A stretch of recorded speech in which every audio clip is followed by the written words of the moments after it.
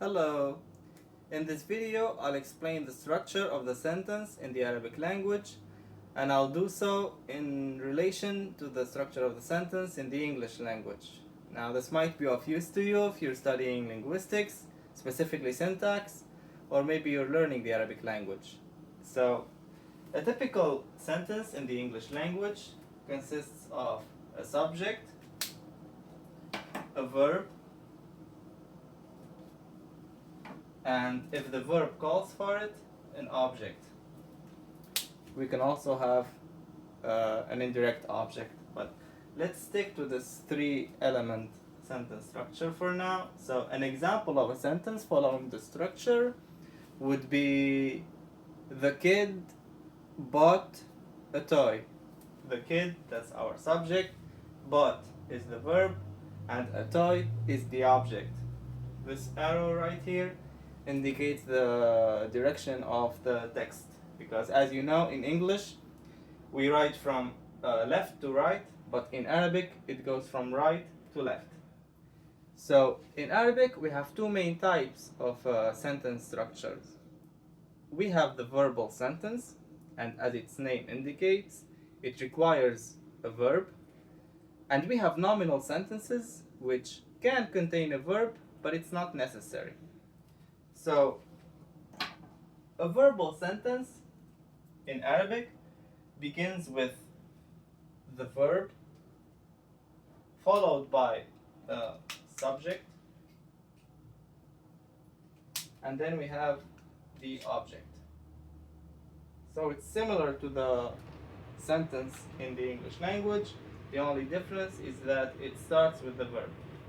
So an example of a sentence following the structure would be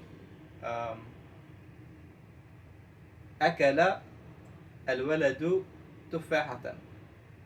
أكل, that's a verb, it means ate. الولد, it means a kid or a boy, that's our subject. تفاحة is the object, it means apple. أكل الولد تفاحة.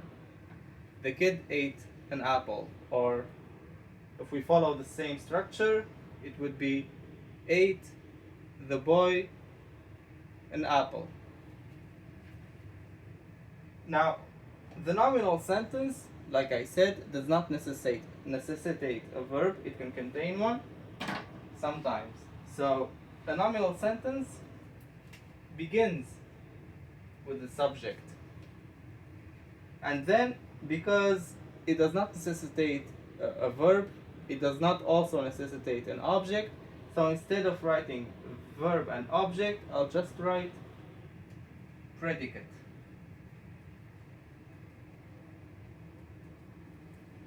Now, if I use the word predicate in the English language, it would refer to the verb and the object, but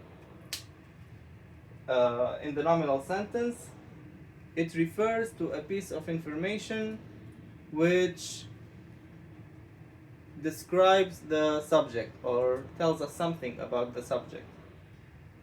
So an example of a sentence following the structure could be الطقس جميل. الطقس means weather, and جميل means nice or pretty.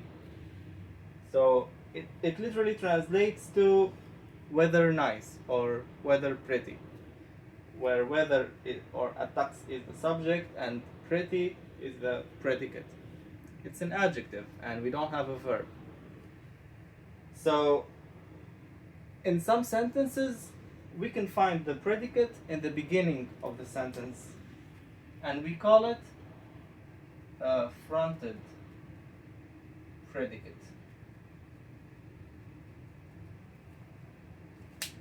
Fronted to indicate its position in the sentence. It's at the front, it's at the beginning, and it's followed by the subject. This sentence structure is popular with sentences which are about possession or maybe relationships, and it could also be a valid sentence structure when talking about the existence of something or indicating its location. An example of a sentence following this structure could be عندي سيارة. عندي translates to in my possession. It's not a verb. عند is a preposition. Attached to it is the possessive pronoun for mine. And the word سيارة means car. So عندي سيارة, in English we would say I have a car. In Arabic, instead of using a verb indicating possession such as have, we just use a preposition. So we have a preposition for possession. So عندي سيارة, a direct translation to English would be in my possession a car. So a car is the subject, and in my possession, that's the predicate. Alright, except we began with this predicate. It came earlier in the sentence. Another example could be في بيتي قط. في بيتي means in my house. قط means cat.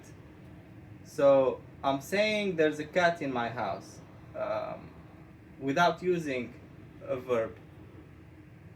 So I'm not using a verb similar to the verb to be in English. I'm just using the preposition in. In my house, a cat. That's what I'm saying. A cat is the subject. In my house, that's the predicate. What about the cat? It's in my house. So the predicate tells me something about the subject, and we're beginning the sentence with this predicate, so it's a fronted predicate followed by the subject. So instead of saying a cat is in my house, in Arabic we say in my cat a house. There are grammatical reasons for why we have fronted predicates, but that's a topic for another video. Alright, let me know if you have any questions, leave them all in the comments. Thank you.